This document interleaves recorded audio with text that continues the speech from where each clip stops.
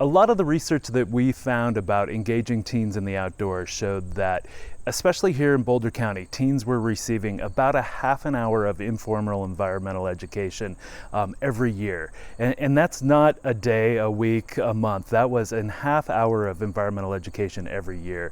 We decided that if we wanted to build stewards of our open space program, and for me personally, if we needed future park rangers, that we were going to have to increase that number specifically. So rather than just letting the half hour of informal education go by, we decided to create a program where we engage them over a 9-month period.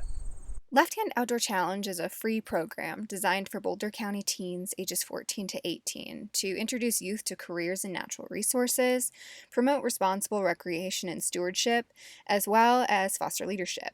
Participants work as teams to build knowledge and skills through a series of hands-on outdoor challenges.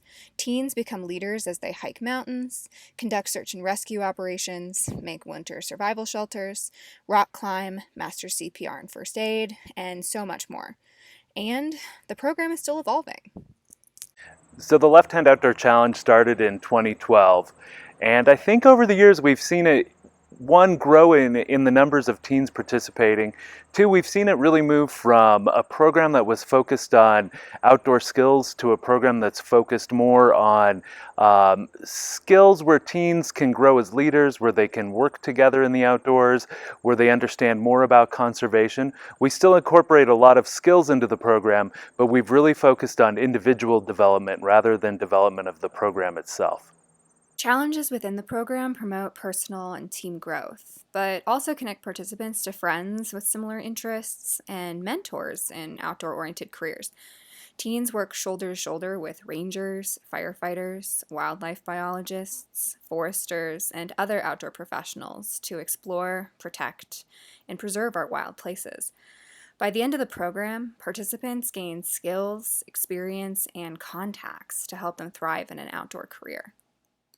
We did 1 year where we did resource management, and it all involved all the different disciplines that manage like a property that we tokened, which was Heil Valley Ranch, our largest property. And we looked at all the different management activities going on the property and had different specialists, such as our forestry and fire specialists, come and talk to the kids and show them what they do. They would also, as part of their challenges, such as learn about forest ecology and fire ecology, and then get to go out there and help thin the forest and actually get hands-on experience with it. We've seen kids go on to CSU to get degrees in forestry and different outdoor careers. My name is Charlotte, and I will be entering my 4th year with the LHOC. I am here at the Mesa Trail in South Boulder, and my favorite memory with the LHOC has been the ice rescue training. I learned so much, first aid and important skills for rescue, and I actually learned about physics of the ice, which I later used in my physical science class my freshman year of high school from the training, and I'm so thankful for the LHSC program. Hello, my name is COBY, and my favorite outdoor challenge experience was when we repaired a fence on a property line next to 36 past Gateway. This was a good experience because not only did the team bond and have fun, but we were very respectful and courteous of the land we were being on, and very respectful and courteous of other people and spatial awareness. This helped us come together as a community and a group. I can't wait for my brothers to do it when they're able to. In the 2019-2020 season, LHOC program leaders introduced structural changes to the program to promote leadership within small groups and foster interpersonal development. In our initial campout, we take the large group of students and we divide them into smaller teams of 6 to 8. From those small teams, they elect a squad leader from within their ranks. And that squad leader is held to higher levels of expectations. They help mentors coordinate with the group, and they help us accomplish our tasks. It's also really nice and really actually very fun to see how the squads are competitive with each other and also supportive. There's challenges where there's a clear winner, and there's challenges where no one will win unless all squads work together. It's also not something that we stick with throughout every challenge every day. it's important for the whole group to mix together. So squads, although they are with us in everything we do, we consciously choose to leave the squad structure behind at times and operate as a big group. I think leadership development is infused in every aspect of the Lefthand Outdoor Challenge. We're always looking for opportunities for students to go out on a limb and try something new. For a lot of high school students, public speaking is one of the things they fear the most. In the Lefthand Outdoor Challenge, we do expect squads to be accountable to the challenge that they're doing. Sometimes that means working together to present upon a topic that they've learned about.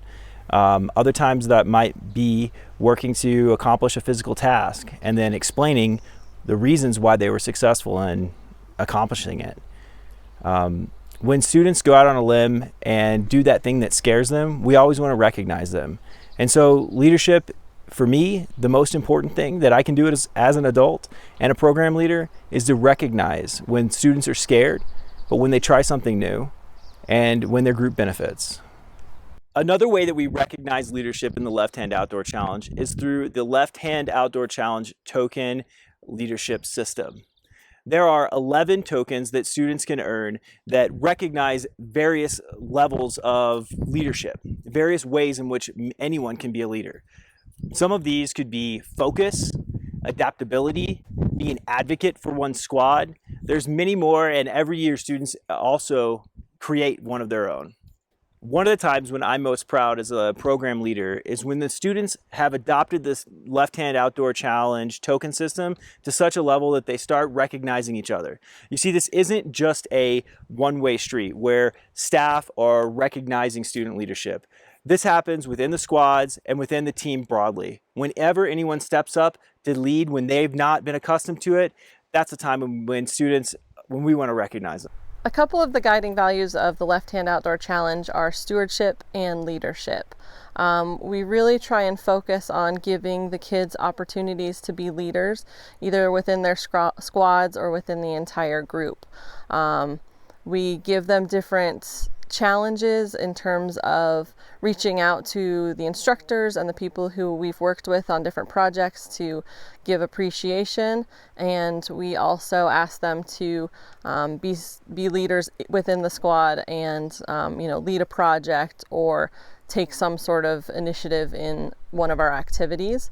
The other one of our guiding values is stewardship. We want our teens to grow up to be stewards of outdoor lands and hold value in that. And we recognize that we are talking to the next generation of voters, and we want our kids to value the public lands that we as Parks and Open Space staff and volunteers value. So teaching these kids the importance of having open spaces and having them have a connection to it, I think, is probably the most important thing that we teach them or that we can guide them into. And just seeing how they make a connection with nature is so incredible.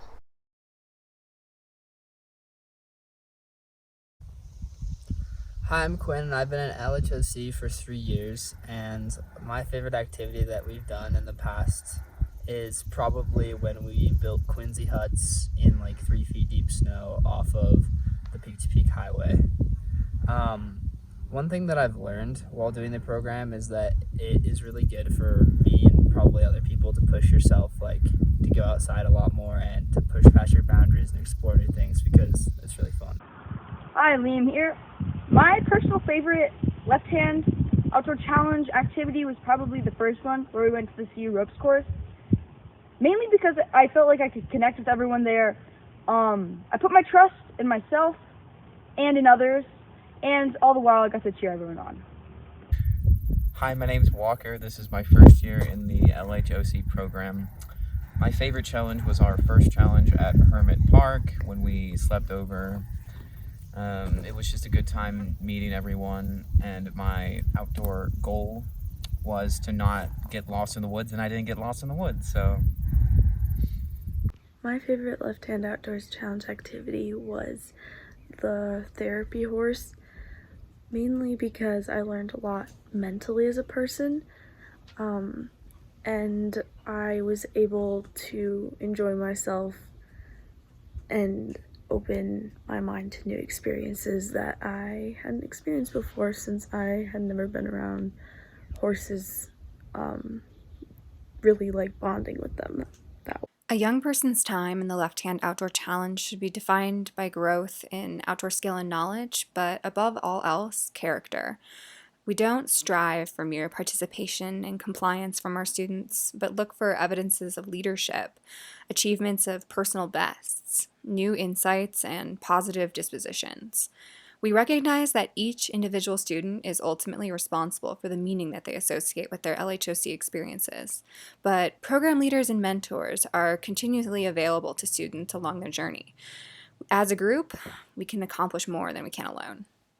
What the students take away from this program are two main leadership qualities, I believe. And I believe every single student takes these away. I think all of our group leaders would agree, and that is self-confidence, probably number one. I think every kid has an ability at this young age to be able to build their confidence in group settings, public speaking, interviewing. They have all these abilities or all these opportunities within the program that even for a kid that's not as bold or aggressive or as outgoing, maybe they're a little bit more quiet or introverted, it doesn't matter. I think there's all levels through this program that the kid is going to be able to build that confidence to be able to become a better public speaker, a better interviewer, or just a better leader. And I would say the other takeaway for these kids in this Lefthand Outdoor Challenge program is definitely acceptance of others and their abilities or inabilities. What we've seen already in the program throughout the years, and even more so this year with some of the new things that have been brought into the program with the squads, and really challenging the kids to speak more in front of others and take the initiative to be that leader, I feel has given these kids just the opportunity to sit and listen to what other kids have to offer. So it's not just always the most outspoken kid that's getting all the attention that's always going to be the one that everyone remembers. I think every kid in this program is going to be remembered in some way or another for what they were able to really contribute to both their squad and the program.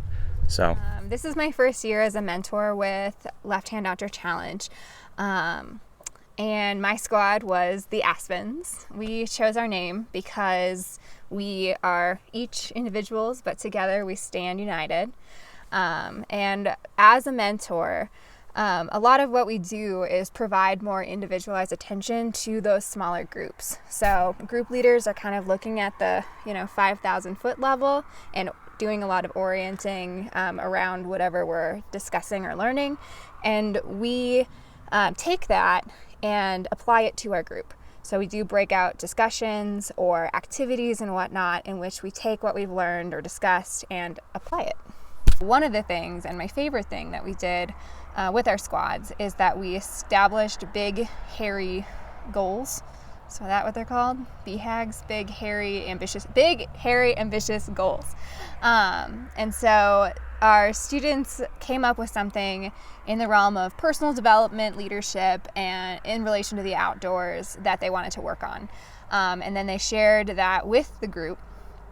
And together we came up with ways that we could hold them accountable and celebrate their successes, as well as offer feedback when they didn't quite reach where they were hoping for.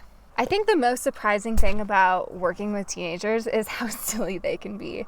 They're a lot of fun, not always on task. That's okay though. We can get to where we need to at the end of the day. My favorite activity from the 2019-2020 season was our camp out, which was our first outing as a group.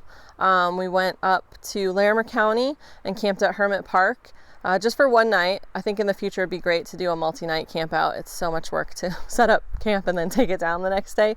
But the kids had so much fun. It was great to get to spend quality time with them and get to know everyone on an individual level and kind of how they operate in the group.